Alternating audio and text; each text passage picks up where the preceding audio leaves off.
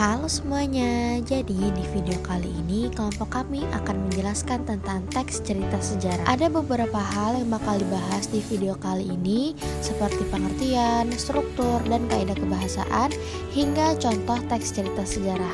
Simak video ini sampai habis ya. Pengertian teks cerita sejarah.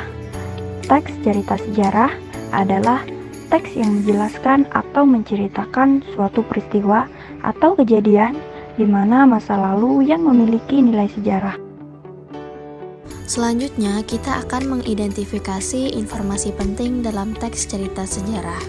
Novel sejarah dapat dikategorikan sebagai novel ulang atau rekon.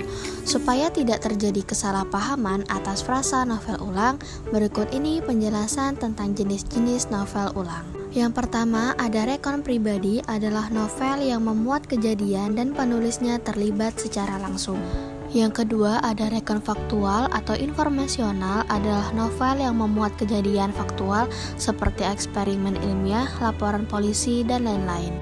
Dan yang terakhir, ada rekon imajinatif adalah novel yang memuat kisah faktual yang diakalkan dan diceritakan secara lebih rinci. Berdasarkan penjelasan di atas, novel sejarah tergolong ke dalam rekon imajinatif.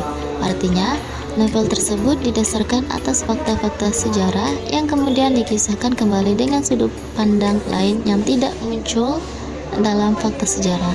1. Mendata informasi dalam teks sejarah. Dalam mendata informasi teks cerita sejarah yang harus diperhatikan adalah fakta sejarah dan imajinasi pengarang.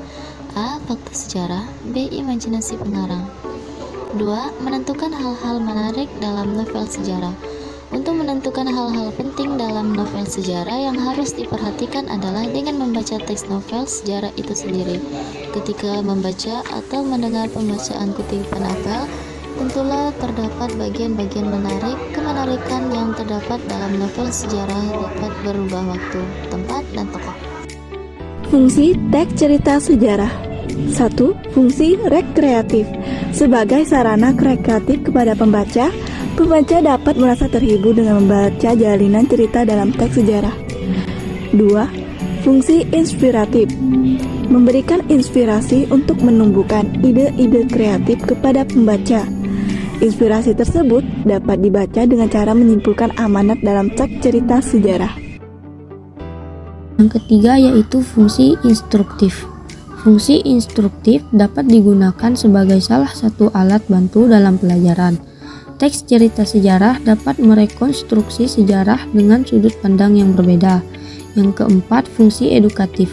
Fungsi edukatif untuk memberi pelajaran kehidupan bagi manusia.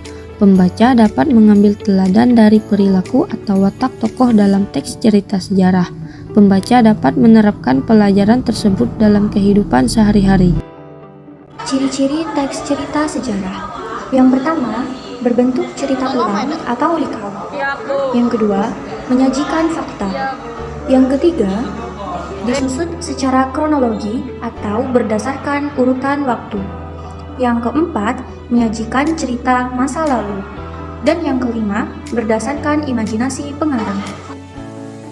Struktur teks cerita sejarah. Yang pertama, ada orientasi atau bagian perkenalan. Tahap ini akan dimuat dengan pengenalan tokoh, latar tempat, waktu, suasana, sudut pandang, dan hubungan dari para tokoh. Yang kedua, pengungkapan peristiwa. Bagian ini menceritakan peristiwa atau kejadian awal yang berpotensi menimbulkan berbagai masalah, pertentangan, atau kesukaran yang menghadang tokoh, terutama tokoh utama. Yang ketiga, konflik atau rising action. Pada tahap rising action ini, penulis akan menunjukkan konflik atau masalah yang mulai semakin rumit antar tokoh. Yang keempat, komplikasi atau puncak masalah. Komplikasi merupakan bagian yang paling mendebarkan, menghebohkan, dan memuncak dari masalah. Di dalamnya berisi pertikaian atau peristiwa lainnya yang dihadapi oleh para tokohnya. Yang kelima, resolusi atau penyelesaian masalah. Setelah pembaca dibuat heboh dengan memuncaknya konflik, tentu saja harus ada penyelesaian atau resolusi. Nah, di bagian inilah penulis menceritakan akhir dari suatu masalah atau tahap penyelesaian. Yang keenam, koda. Koda ini bersifat opsional, jadi tidak semua teks cerita sejarah memiliki koda ya. Koda merupakan penutup dari sebuah novel yang berisikan komentar atau kesimpulan dari cerita tersebut. Kaidah kebahasaan teks cerita sejarah. Yang pertama, menggunakan kata ganti orang ketiga. Kata ganti orang ketiga dibagi menjadi dua jenis, yaitu kata ganti tunggal, contohnya ia, beliau, dia, dan kata ganti jamak, contohnya mereka. Selain itu, kata ganti orang ketiga juga dapat berupa nama orang atau nama tokoh.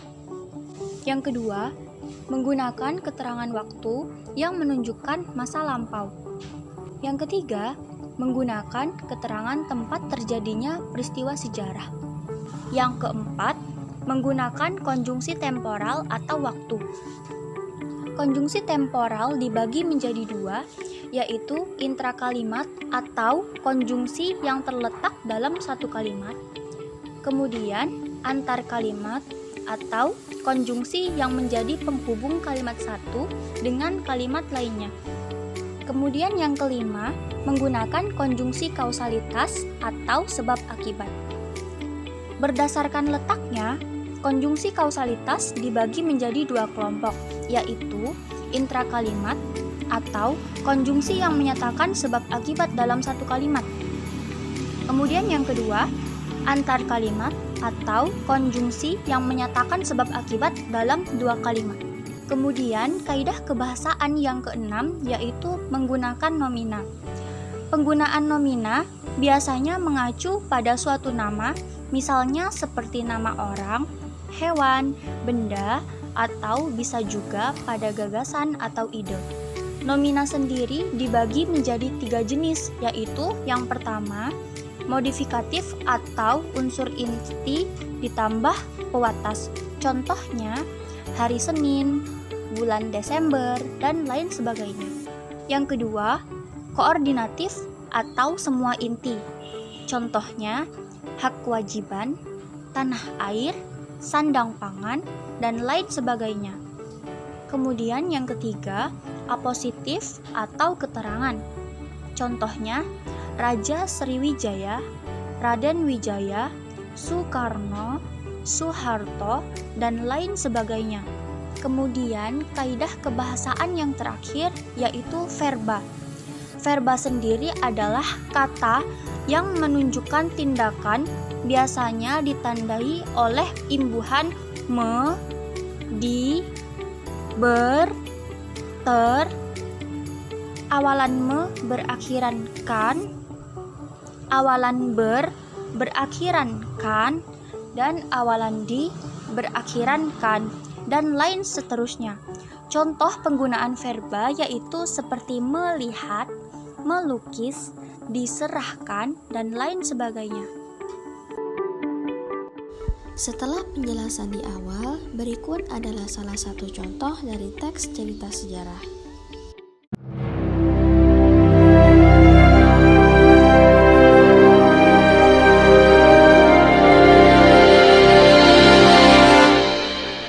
Pada Maret 1946, dalam waktu 7 jam, sekitar 200.000 penduduk mengukir sejarah dengan membakar rumah dan harta benda mereka, meninggalkan kota menuju pegunungan di selatan. Setelah proklamasi kemerdekaan 17 Agustus 1945, Indonesia masih belum sepenuhnya merdeka. Kemerdekaan ini harus diraih sedikit demi sedikit melalui perjuangan rakyat yang rela mengorbankan segalanya. Ultimatum tersebut supaya Tentara Republik Indonesia atau TRI segera meninggalkan kota dan rakyat. Kemudian melahirkan politik bumi hangus. Rakyat tidak rela jika kota Bandung dimanfaatkan oleh musuh. Mereka mengungsi ke arah selatan bersama para pejuang.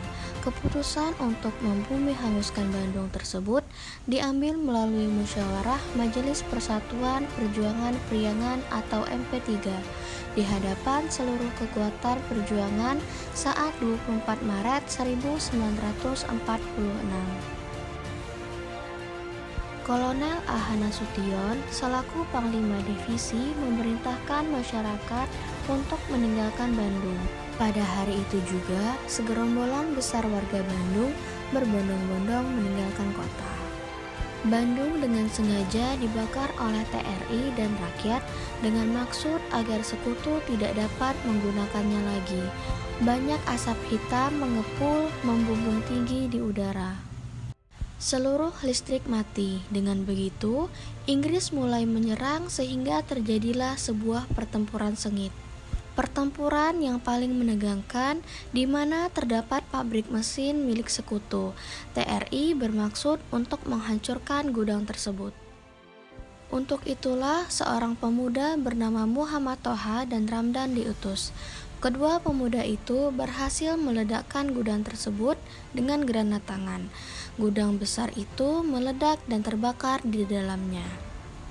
Sejak saat itu, kurang lebih pada jam 12 malam, Bandung Utara sudah kosong atas penduduk dan TRI. Tapi, api masih membakar kota dan Bandung berubah menjadi lautan api. Pembumi hangusan merupakan langkah yang tepat karena kekuatan TRI dan rakyat tidak akan mampu melawan musuh yang kekuatannya lebih besar. Selanjutnya, TRI bersama masyarakat melakukan perlawanan gerilya dari luar kota Bandung. Istilah Bandung Lautan Api tersebut muncul pertama kali dari seorang wartawan bernama Aceh Basteman, di mana ia menyaksikan sebuah pemandangan pembakaran Bandung dari Bukit Gunung Lautik pada sekitar Pameong Peuk, Garut. Dari puncak ia melihat Bandung yang memerah dari Cicadas sampai Cipindi.